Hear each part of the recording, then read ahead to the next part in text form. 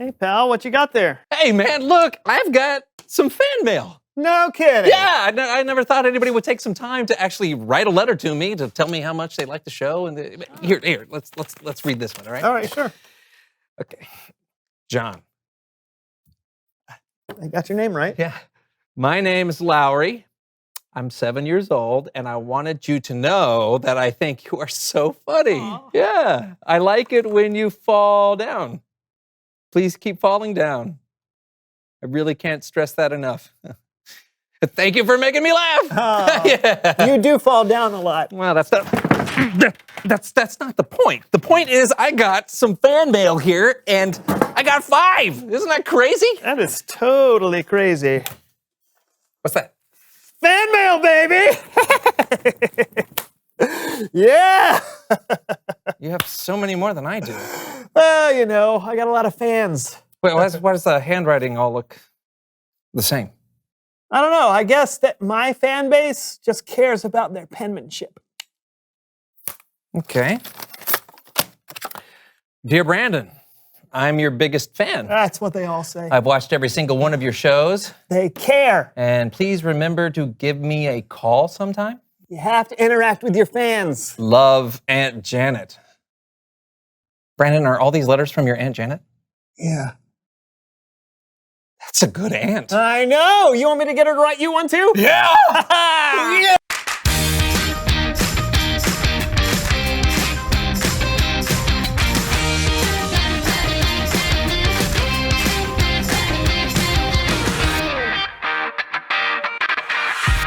Hey kids, I'm Lawson, and I'm here to tell you today that kind is cool. Oh, Lawson. Not kind to interrupt mom, and definitely not cool. Okay. Anyhow, I've got this super awesome story today I heard from this kid Owen in my cousin's scout troop. Now, Owen cannot believe it when he finds out a babysitter is coming while mom goes out that evening. He says, I'm 11. I don't need a sitter. But his mom says she's gonna be out really late. And she asks, can you really take care of your sister all evening? Without fighting. And Owen has to admit that could be a problem. And mom tells them, Miss Loudon will be here at 6. And Owen complains, she smells weird. Like Brussels sprouts. Plus he remembers, she laughs really loud. Like a hyena. When Miss Loudon arrives, Owen says, I'm too old for a sitter. You're just here for Elise. And Miss Loudon agrees. Of course, Owen. For dinner, Miss Loudon fixes tuna broccoli casserole with chocolate liver sauce. He mumbles, she is a terrible cook. After dinner, Miss Loudon suggests, let's make oatmeal raisin cookies. But Owen is like, I don't think so. And then Miss Loudon offers to read aloud her favorite book, Little House on the Prairie. And Owen shakes his head, no thanks. And then he stalks out. Owen decides he's gonna hide in his room for the rest of the night. But then, he can hear her reading all the voices to Elise. And then he realizes she's just trying to be nice. So Owen heads back downstairs and he says, I thought you could use this while you read. And then he suggests that maybe they could make oatmeal cookies, but with chocolate chips. And they add M&Ms too, plus gummy bears and sprinkles and fruity pebbles. So kids, always remember that a weird laugh is better than no laugh. And don't forget that kindness is showing others they're valuable by how you treat them. Hey mom, you want a cookie? Oh, that's really nice, Lawson. But I think you should take a look at your shirt. Your kind is cool, so what? Look again, bud. Kid is cool. Oh, thanks. Okay, all right. I gotta go find a Sharpie real quick. I'll be right back. See you guys next time. Bye. Ow!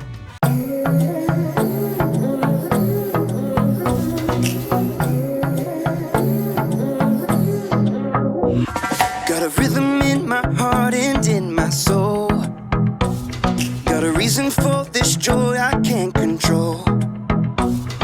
wanna sing, I wanna dance, and give everyone a chance to hear about this endless love I know. Oh, what you give to me is not for me to keep, it's for the world to see your love. Every day you're giving me your kindness, every day you're giving me your love. Oh, with every single breath I am reminded that what you give is more than enough. So I'll give a little kindness, give a little kindness, give a little love away. Give a little kindness, give a little kindness, give a little love away.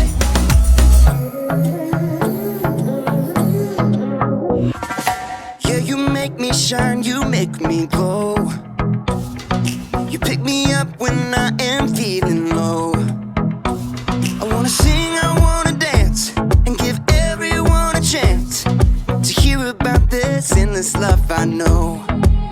Oh, what you give to me is not for me to keep, it's for the world to see your love. Every day you're giving me your kindness, every day you're giving me your love. Oh, with every single breath I am reminded that what you give is more than enough.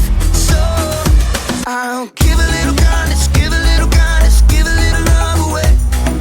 Give a little kindness, give a little kindness, give a little love away. Can't keep it to myself, gotta share it with someone else. Your kindness overwhelms my heart, my heart. Can't keep it to myself, gotta share it with someone else. Your kindness overwhelms my heart, my heart. Oh, what you give to me is not for me to keep, it's for the world to see your love.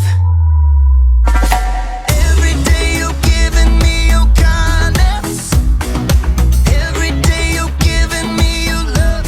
Oh, with every single breath I am reminded that what you give is more than enough.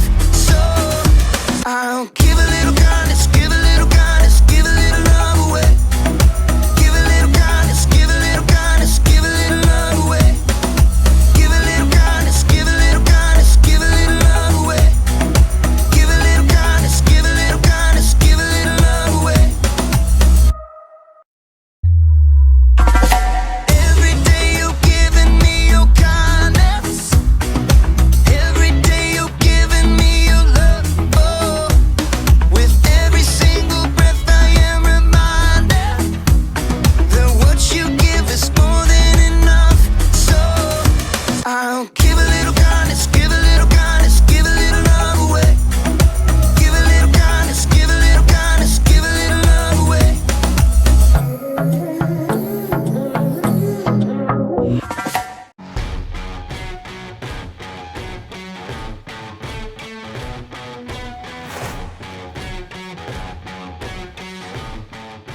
Hello, superfans! My name is Haley, and if you're like me, you love all kinds of sports! And you love cheering on your favorite people.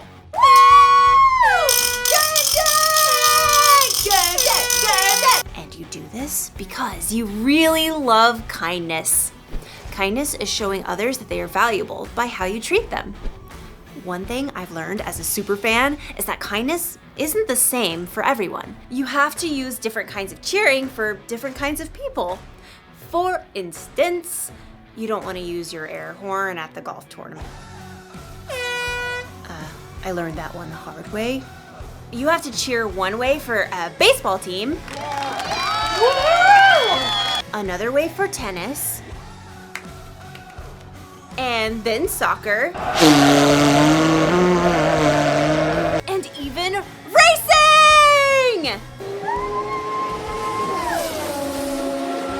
A lot of different ways to show kindness.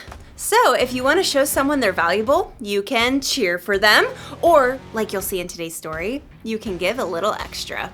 I'd better get ready to cheer on the Bible story. Ah, yes. Good Bible story. Very well done. Very well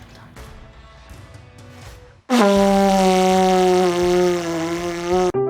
The Bible. It's 66 books of history, stories, letters, and poetry that fit together to form God's one big story. The epic adventure of how He created us and loves us so much that He made a way to rescue us. As we travel through the Bible, from Genesis to Revelation, we discover people who met God and found their lives changed forever. Now, for an amazing story. Inspired by the book of Matthew, chapter 5, verse 41. Jesus was rocking the world. Everywhere he traveled, he told about the good news of God's kingdom. He called people to turn away from the wrong things they had done, and he healed sick people. Great crowds began to follow Jesus. So one day, he went up on a mountainside and sat down to share with them how God wants us to live. Blessed are those who are humble. They will be given the earth. God created us. He knows that we were designed to find joy and be at peace when we follow His ways, when we see and treat others the way God does. So, right in the middle of what's often called the Sermon on the Mount, Jesus said this. Suppose someone forces you to go 1 mile. Go 2 miles with them. Okay, what? To our ears, this probably sounds like a word problem, or maybe like our PE teacher telling us to go run laps. But the people listening to Jesus knew exactly what he meant. They all lived under the rule of the Caesar in Rome. The Romans had conquered many, many territories. Judea had become a little backwater province of the Roman Empire, and Roman soldiers were sent to keep order. Jesus and all the people he taught lived under Roman rule, and they had to obey the law of Rome, including this one. I decree that any Roman soldier may force a Jew to carry his pack for precisely 1 mile. If you're thinking, what's the big deal? Think again. Being a Roman soldier was not for wimps. Sometimes the packs they carried weighed as much as 100 pounds. It took real grit and stamina to march for miles carrying that much gear. So it wasn't unusual for a soldier to call on some random person along the road to haul their pack for 1 mile, or about 1,000 steps. And if that person says no, well, it was considered an act of rebellion against the empire. Now, imagine you're an everyday, ordinary, average Joe, or Joseph. You're hiking along the road, maybe you're on your way to Jerusalem, when you look up, and in the distance, you see a Roman soldier heading your way. I don't know about you, but I think I'd turn right around and head back the other way. Or get off the road and head into a grove of olive trees. Or maybe just avoid eye contact at all costs. But maybe none of that works. The soldier stops, calls you out, and you have no choice but to look up. The soldier orders you to take his heavy pack and haul it along for a whole mile. You can't fight the empire. So, you pick up the pack. And it's forward march. You're probably counting your steps the whole way. 58, 59, just waiting until you can drop that pack. 681, 682, holding out until you can get away from this soldier that sees you as scum. 998, 999, 1,000. That's it. You're free. Roman law says that soldier can't make you go more than 1 mile. So you can toss that pack like it's hot and run on home. Except, Jesus says something else. Suppose someone forces you to go 1 mile. Go 2 miles with them. You had to carry that pack the first mile. You didn't have a choice. But now you get to choose. And if you choose to take that pack another mile, it says a lot. It says, I matter. I'm valuable just like you, and I can make my own choices. But it also says you matter. This is a really heavy load you have to carry. And I'm gonna help you not because I have to, but because I choose to. Go the extra mile doesn't just mean go big or go home. Going the extra mile means that you make a choice to help someone, to be kind. You choose an action that says, I'm doing this for you because I want to, not because I have to. And I'm doing this because you are made in the image of God. And that makes you valuable to Him and to me. So, you may not live in an empire, but you can still go the extra mile. Jesus' disciple Matthew wrote down one of Jesus' most famous sermons, sometimes called the Sermon on the Mount. Jesus taught so many things about kindness, like let your light shine so others can see it. Woo! Do not judge other people. Love your enemies! And Jesus also said this: suppose someone forces you to go 1 mile, go 2 miles with them. That's where we get the phrase, go the extra mile. Nowadays, people probably aren't forcing you to go a mile, but the idea of what Jesus was saying still works. Going the extra mile means being kinder than you have to be. It means making your bed like you're told and cleaning the rest of your room even if you aren't told. Sometimes it means doing something you know you should before you're told and with a good attitude, but you don't do it for the applause. You go the extra mile because when you follow Jesus, you should be pointing people to Him. People can see how much Jesus loves them through the kindness that you show. So here's the one thing to remember today: be kinder than you have to be. Show people kindness even when they may not earn it. Give them a little extra kindness they don't see coming. You can be their super fan.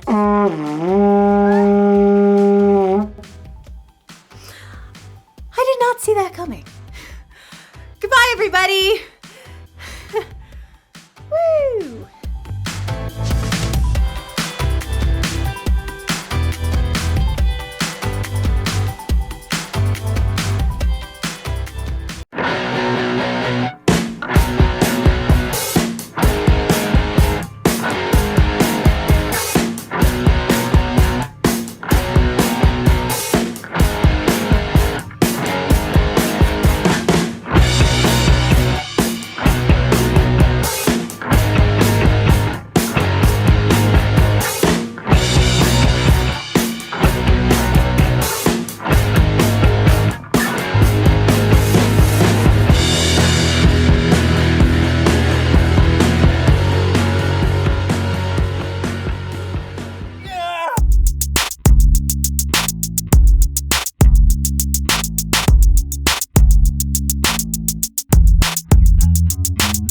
Hello, my name is Brandon.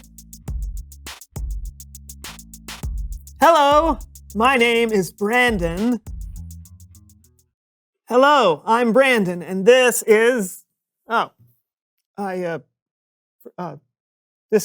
So-and-so show, and my co-host John is not here. I'm out here, buddy. Where? Out here. Don't you remember? I'm running a marathon today. Oh, yeah, right. I guess I didn't know it would be during the show. I don't decide when the marathons happen, Brandon. I just show up when they do. Well, still, I'm sorry I can't be there to cheer you on. Oh, that's okay. Someone has to hold down the fort in the studio. But maybe there is something I can do for you. What's that? This. Hey, it's Looney Larry here with another deal that's absolutely certain to work or your money back. And when I say your money back, I mean all sales are final. To be or not to be? That is the question.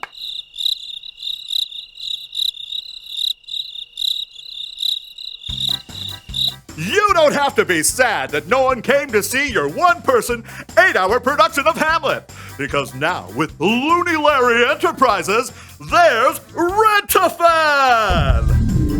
Rent-A-Fan! Now you can have someone cheer you on wherever you are or whatever you're doing. You can hire a Rent-A-Fan for football, baseball, gymnastics, horseshoes, underwater dentistry, or any of these fine events.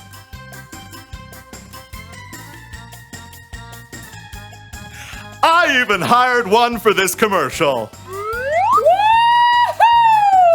This commercial is going so well! Worth every penny. So place an order today at www.looneylarry.org, because who needs a real fan when you've got Rent-A-Fan? Would I lie? Aw, Brandon! You got me a Rent-A-Fan? How unexpected! I did. They should be getting there any second. Hello. Hi. I'm the Rent-A-Fan. My name's Fran. Fran, the fan. Total coincidence. Are you, Jom? Jom? No, what? No. It's supposed to say John. Okay, well, we always recommend proofreading your submission before pressing send, sir. Okay, that's beside the point. What are you doing here? You're supposed to be cheering on a friend of mine who's running a marathon. You're not supposed to be here. Well, I'm sorry, sir, but this was the address that I was given. Now what am I gonna do? The marathon's gonna be starting soon, and I need John to know that I care. Brandon? This is huge for him, you know? He's not much of a runner. He's like a baby deer on ice. He's all elbows and shins. He needs my support now more than ever. Brandon? I failed as a friend. What can I do? Brandon! The starting line is just 2 streets down. Oh, well, that's convenient. Yeah, it's the only reason why I signed up for the race. Hey, are you my Rent-A-Fan? Are you Jom? John. John? Yes. Woohoo! You are going to win the race! Oh, I just want to finish it. You're going to finish the race! You really think so? Absolutely, because you're Jom! John! John! Oh. Let's go! Okay! That was a high five. Well, yeah, she's a fan. It's Bible story time with Kellen.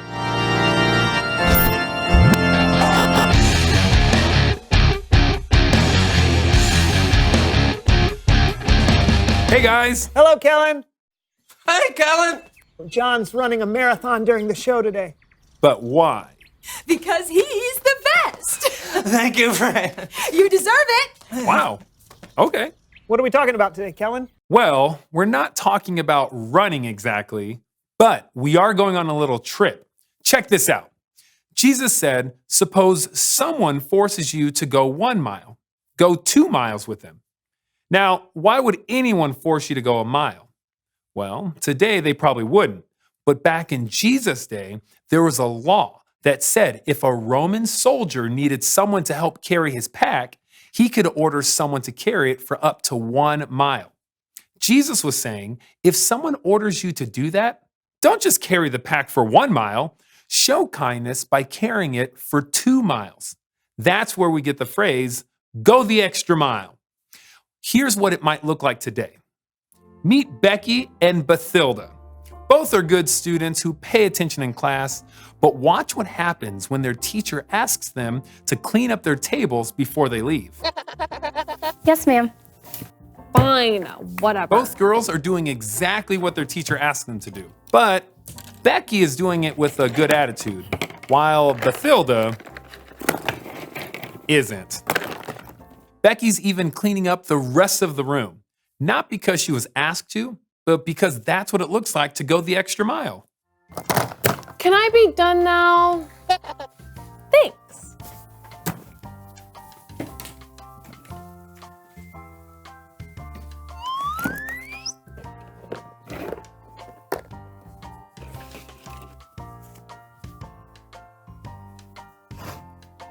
Let's see what happens later in the day.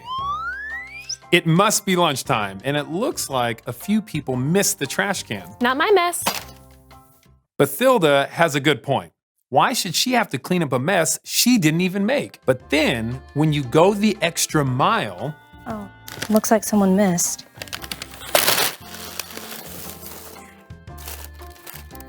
Becky knows that showing kindness can sometimes mean doing things you're not expected to do. In helping people, even when you don't get anything out of it.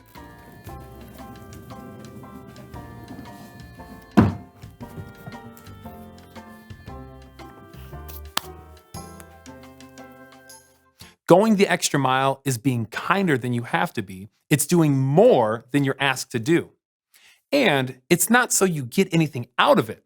It's not so people will like you more. You go the extra mile because if you are a follower of Jesus, you want to point people to him. People can see how much Jesus loves them through the kindness that you show. So even though no one may have asked you, Here, let me help.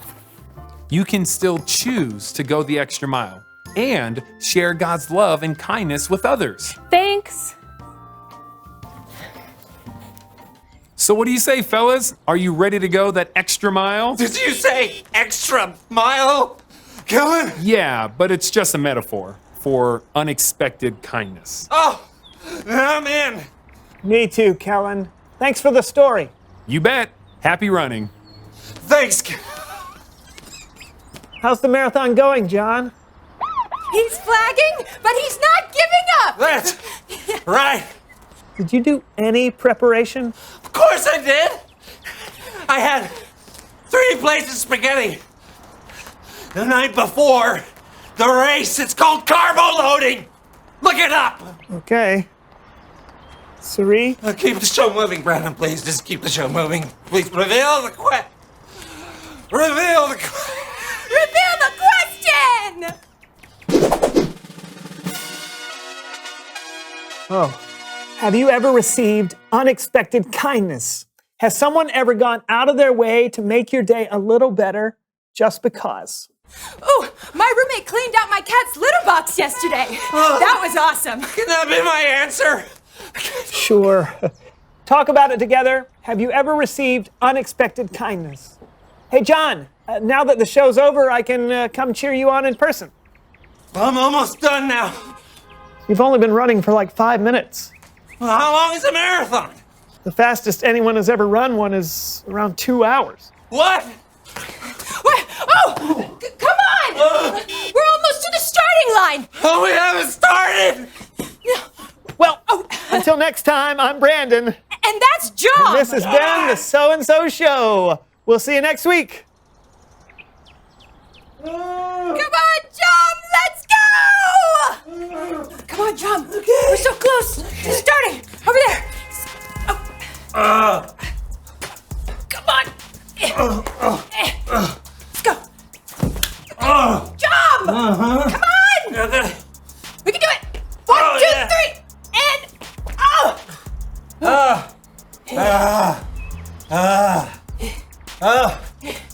I'm moving. I'm doing it. I'm doing it.